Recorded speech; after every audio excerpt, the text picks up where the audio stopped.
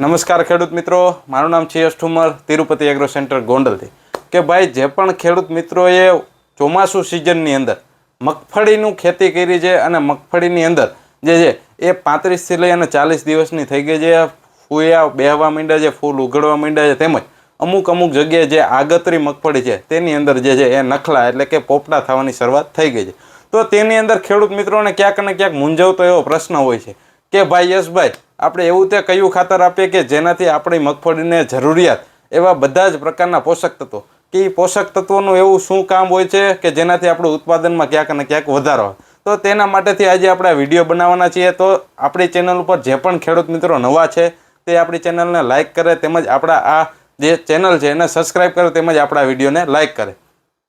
તેમજ જો આપણો આ વિડીયો તમને જોવો ગમે તો નીચે જે શેરનું બટન આવે છે તે દબવી અને ફેસબુક માધ્યમ તેમજ વોટ્સઅપ માધ્યમથી અન્ય ખેડૂત મિત્રો સુધી આપણો આ વિડીયો પહોંચાડે કે જેનાથી બધા ખેડૂત મિત્રોને જે છે એ ક્યાંક ને ક્યાંક ઉત્પાદન વધારે આવે અને ક્યાંક ને ક્યાંક લાભ થાય, કે જેનાથી ખેડૂત મિત્રો જે છે એ ઓછા ખર્ચે કેવી રીતના વધુ ઉત્પાદન લઈ શકે.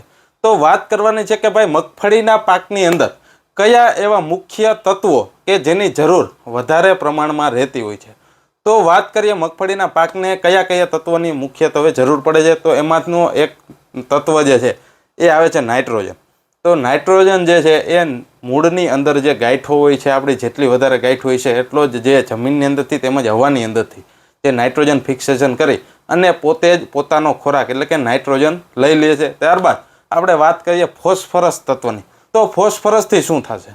ફોસ્ફરસ ખાતર જો આપણે આપણી મગફળીના પાકની અંદર આપશું તો ફૂલની સંખ્યામાં વધારો થશે, તેમજ જે છોડની અંદર રોગ પ્રતિકારક શક્તિ જે વધવી જોઈએ, કે જેમ ભાઈ આપણે માણસ જે છે એ જુવાન માટી હોય, તંદુરસ્ત હોય, હટ્ટો હોય મારી જેમ, તો એની અંદર જે છે એ રોગ લાગવાના ચાન્સીસ એટલે કે રોગ જીવાત આવવાના ચાન્સીસ ઓછા હોય છે અને જે છે એ સારામાં સારું ઉત્પાદન જે કરી બતાવવાની વાત હોય છે. ત્યારબાદ વાત કરીએ પોટાશની. તો પોટાશથી જે છે એ દાણાની ગુણવત્તા સુધરે છે, તેમજ જે છે એ દાણાનું વજન પણ વધતું હોય છે. ત્યારબાદ એવા આ ત્રણ મુખ્ય તત્વો થયા NPK. ત્યારબાદ એવા કયા તત્વની આપણે જે છે એ પૂર્તિ ખાતર તરીકે મગફળીના પાકની અંદર પૂર્તિ કરીએ કે જેનાથી જે છે એ સારામાં સારો ઉતારો અને આપણી મગફળીને જરૂરિયાત એવા બધા તત્વો મળી રહે. તો તેના માટેથી ને જે કેલ્શિયમ કરીને ખાતર આવે છે, એક તત્વ આવે છે, તેની જો જરૂર છે એ ગાભ અવસ્થાએ કોઈ પણ પ્રકારના જીવ હોય જેની ગાભ અવસ્થા જ્યારે આવે ત્યારે કેલ્શિયમની જરૂર પડતી હોય છે. ત્યારબાદ જે વાત કરીએ મેગ્નેશિયમની, તો મેગ્નેશિયમથી જે આપણો છોડ છે તેની અંદર એકદમ ગ્રીનરી જળવાઈ રહે છે, છોડવાના જે પાંદડા છે એકદમ લીલાશ ઉપર હોય, જેનાથી વધુમાં વધુ જે ખોરાક બનાવી અને આપણા જે છે એ પોપટા સુધી પહોંચાડતા હોય. ત્યારબાદ વાત કરીએ કે ભાઈ સલ્ફર તત્વની. તો સલ્ફર શું કામ કરે છે? મગફળી તેમજ અન્ય તેલીબિયા વર્ગના પાક જે હોય છે તેની સલ્ફરનો ખૂબ મોટો એવો રોલ હોય છે. સલ્ફરથી વજન વધે છે. ત્યારબાદ તેલની ટકાવારી વધારવાનું કામ જો કોઈ કરતું હોય મગફળીના પાકની અંદર તો તે છે સલ્ફર. તો આપણે ખાતરની અંદર જે છે એ કયા ખાતર નાખવાના હોય છે? તો ખેડૂત મિત્રો જે 20-20-73 ખાતર આવતું હોય છે તે નાખે છે. ત્યારબાદ જે એમોનિયા આવતું હોય છે તે નાખે છે. તો તેનાથી શું થાય? એમોનિયા ભેગું પોટાશ નાખે છે. તો તેનાથી શું આ બધા તત્વોની જરૂરિયાત આપણે પૂરી થઈ જાય છે? તો કે નહીં થાય. તો તેના માટે તેને શું કરવાનું? તો ભાઈ એક માર્કેટની અંદર 2 થી 3 એવા ખાતર આવે છે કે જેની અંદર કેલ્શિયમ, મેગ્નેશિયમ, સલ્ફર, પોટાશ આ 4 તત્વો આવે છે. ટકાવારીની આપણે વાત કરીએ તો સલ્ફર આવે છે 17.5%, પોટાશ આવે છે 12.5%, મેગ્નેશિયમ આવે છે 5% અને કેલ્શિયમ આવે છે 15%. હવે આ ખાતર તમને મળશે ક્યાંથી? આજુબાજુની કોઈ પણ સારામાં સારી ખાતરની તેમજ મંડળીની જો દુકાન હોય તો ત્યાં જઈ અને તમે IPL એટલે કે IPLનું પોટાશ આવે છે, મ્યુરેટ ઓફ પોટાશ 60%, તે જ કંપનીનું જે IPLનું પોલી હેલાઇટ કરીને ખાતર આવે છે, 25 કિલોની બેગ આવે છે, 950 રૂપિયા જેનો ભાવ હોય છે. તે જે છે એ આજુબાજુની મંડળીની અંદરથી તેમજ જે છે એ કોઈ પણ સારી એવી ખાતરની દુકાનેથી તમને આ કેસરી કલરની બેગ મળી જશે.